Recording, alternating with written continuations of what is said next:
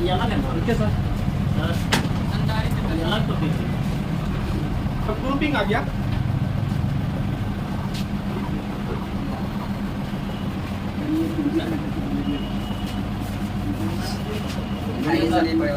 देखिए, जब दो या दो से अधिक संधारित्र को जोड़ा जाता है, ठीक है, जब दो या दो से अधिक संधारित्र को जोड़कर उसके बदले उन सभी संधारित्र का ऐच्छिक मान निकाला जाता है। ऐच्छिक मतलब इक्विवेलेंस वैल्यू में निकाला जाता है, तो उसी को हम लोग क्या बोलते हैं, उसको ऐच्छिक वैल्यू निकालने के लिए उसको दो पार्ट में जोड़ा जाता है। एक होता है सीरीज ग्रुपिंग, एक होता है पैरेलल ग्रुपिंग। तो सीरीज ग्रुपिंग, पैरेलल ग्रुपिंग, इसमें आता है ग्रुपिंग ऑफ कैपेसिटर। इसको पहचानने का तरीका हम अभी तुरंत बताएंगे कि सीरीज ग्रुपिंग में कैसे हम लोग जोड़ेंगे और पैरेलल ग्रुप में कैसे जोड़ेंगे। इसको पहचानने का तरीका भी हम देखेंगे, लेकिन उससे पहले grouping of resistance, sorry grouping of capacitor कहते हैं किसको है, इसको लिख लेना है। मतलब कहने का अर्थ है दो या दो से अधिक संधारित्र का वैसा समूहन, ठीक है, जिसमें दो या दो से अधिक संधारित्र के ऐच्छिक मान को प्राप्त करने के लिए उसे कितने भागों में जोड़ा जाता है, दो भागों में। पहला सीरीज ग्रुपिंग, दूसरा पैरेलल ग्रुपिंग। सीरीज ग्रुपिंग को क्या कहते हैं, श्रेणी क्रम समूहन, और पैरेलल ग्रुपिंग को समांतर क्रम समूहन। तो लिख लीजिए इसी बात को।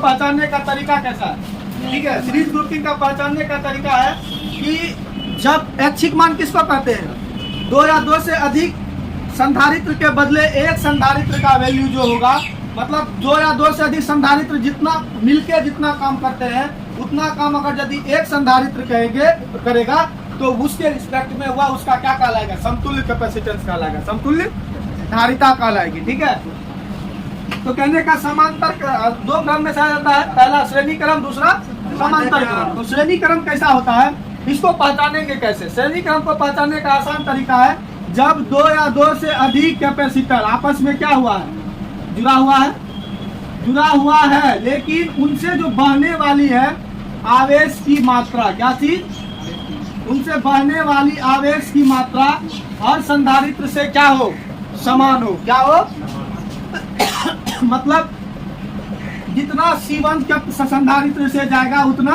C2 से भी जाएगा और उतना C3 से भी जाएगा। ठीक है, तो कहने का अर्थ है, और इसका अलग अलग मतलब सभी संधारित्र का विभवांतर क्या होगा, अलग अलग। तो A B C D ये तो ज्वाइंट होगा, ये ज्वाइंट है, तो इसका विभव क्या हो गया, V1 हो गया, इसका विभव क्या हो गया, V2 हो गया, और इसका विभव। अब इन तीनों के बदले एक ऐसा कैपेसिटेंस ले ले जो इन तीनों के बदले इनके बराबर कोई तीसरा कोई चौथा अलग कैपेसिटर क्या करे, काम करे, क्या करे, काम करे। इसे भी Q आवेश जाएगा और इसका विभव क्या हो जाएगा बाबू, V हो जाएगा विभव, और इसकी कैपेसिटी CS कहलाएगी। क्या कहलाएगी, CS कहलाएगी। मतलब दो या दो से अधिक संधारित्र के बदले कोई अन्य संधारित्र को लेंगे जिसका मान इनके मान के बराबर हो, मतलब जितना ये काम करेगा इतना काम इसको भी करना होगा। जैसे कोई लेबर है, वह 3 लेबर मिलके 1 घंटा में 5 शर्ट बनाता है, वही एक मशीन 1 घंटा में 5 शर्ट बना दे, तो मतलब उन तीनों लेबर के बदले वह मशीन क्या हो जाएगा, समतुल्य धारिता हो जाएगी। मतलब इन तीनों के बदले वह अकेला काम कर रहा है ना, इन्हीं के बराबर ना काम कर रहा है, तो वो क्या कहलाएगा, समतुल्य, क्या कहलाएगा, समतुल्य संधारित्र कहलाएगा। ठीक है, इक्विवेलेंस कैपेसिटर। इसको पहचानने का तरीका सिंपल है, इन सभी से प्रवाहित होने वाली आवेश की मात्रा, मतलब सभी संधारित्र से, सभी कैपेसिटर से प्रवाहित होने वाली आवेश की मात्रा क्या हो, समान हो। आवेश की मात्रा क्या हो, समान हो, बस उसकी क्या चीज हो, क्या चीज अलग अलग हो, विभवांतर उसका अलग अलग हो। तो उस कंडीशन में वैसे ग्रुप को क्या कहेंगे, सीरीज ग्रुपिंग कहेंगे। ठीक है, इसको आराम से लिख लीजिए, जल्दी से लिखिए। दो या दो से अधिक संधारित्र का, दो या दो से अधिक संधारित्र का वैसा समूहन, दो या दो से अधिक संधारित्र का वैसा समूहन, दो या दो से अधिक संधारित्र का वैसा समूहन जिसमें सभी संधारित्र से, जिसमें सभी संधारित्र से, जिसमें सभी संधारित्र से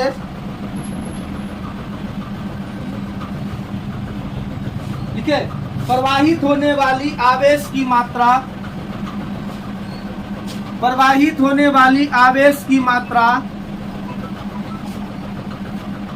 प्रवाहित होने वाली आवेश की मात्रा समान हो, समान हो, लेकिन सभी संधारित्र का विभव, विभव देना, विभवांतर दे देना, लेकिन सभी संधारित्र का विभवांतर, लेकिन सभी संधारित्र का विभवांतर भिन्न भिन्न हो,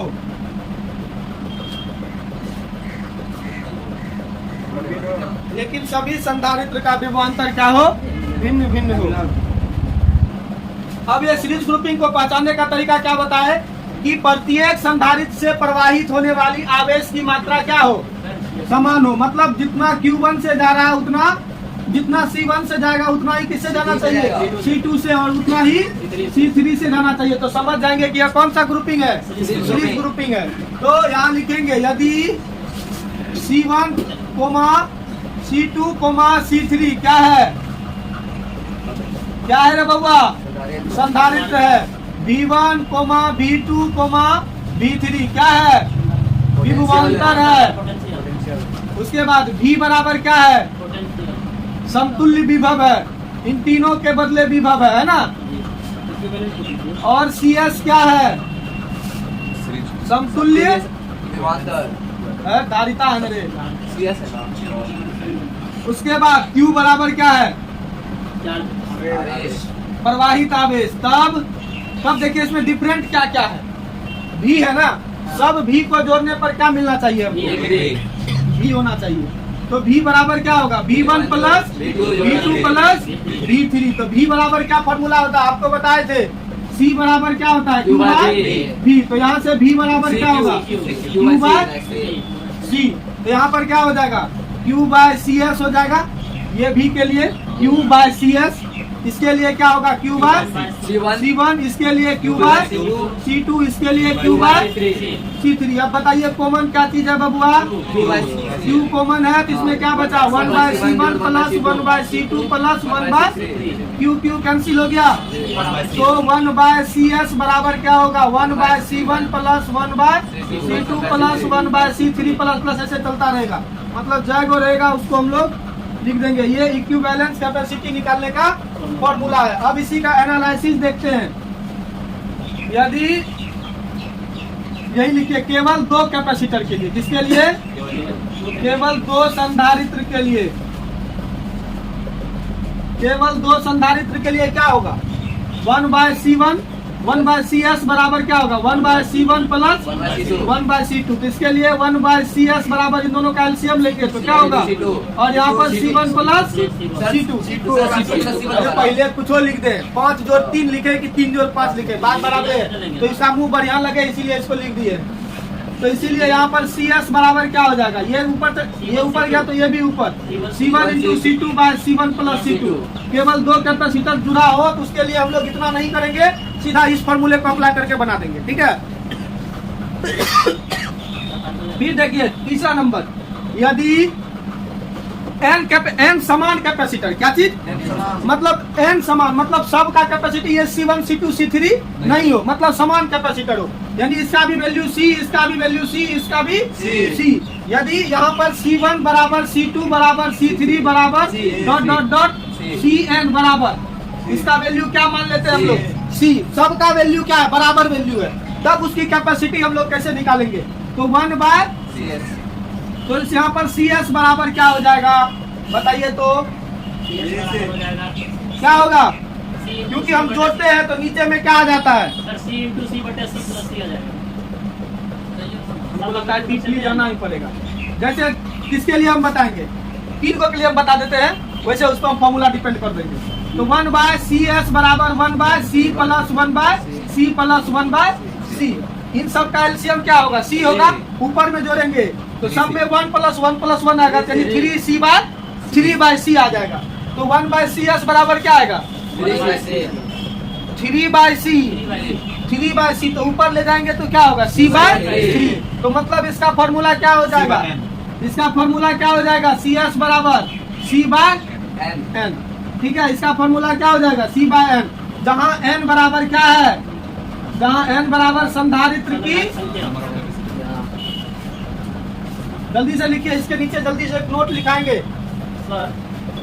यहाँ देखिए नोट जल्दी से लिखिए, नोट नंबर 1 लिखिए, नोट नंबर 1, इसमें नोट लिखिए जल्दी से और नोट नंबर 1 को नोट कीजिए। देखिए इसमें आपको पता चल रहा होगा कि इब्री कैपेसिटर से इक्विवेलेंस कैपेसिटी का मान छोटा हो जा रहा है, होगा या नहीं होगा।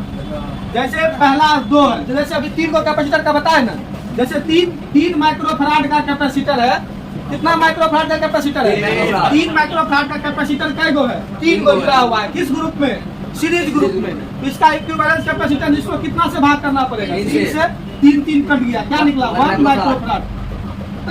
तो बताइए कौन छोटा है, इक्विवेलेंस छोटा है कि ईच कैपेसिटर छोटा है, इक्विवेलेंस हमेशा छोटा बन रहा है। तो कहने का मतलब है CS छोटा है किससे, C1 से, CS छोटा है C2 से,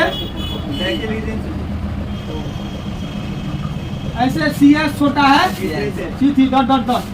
मतलब कहने का अर्थ है श्रेणी क्रम समूहन में क्या होता है, समतुल्य धारिता का मान अन्य सभी संधारित्र से छोटा होता है, ठीक है, कम होता है। लिखिए इसी बात को, इसको लिख लीजिए, इसके नीचे लिखाएंगे, लिखिए अर्थात इस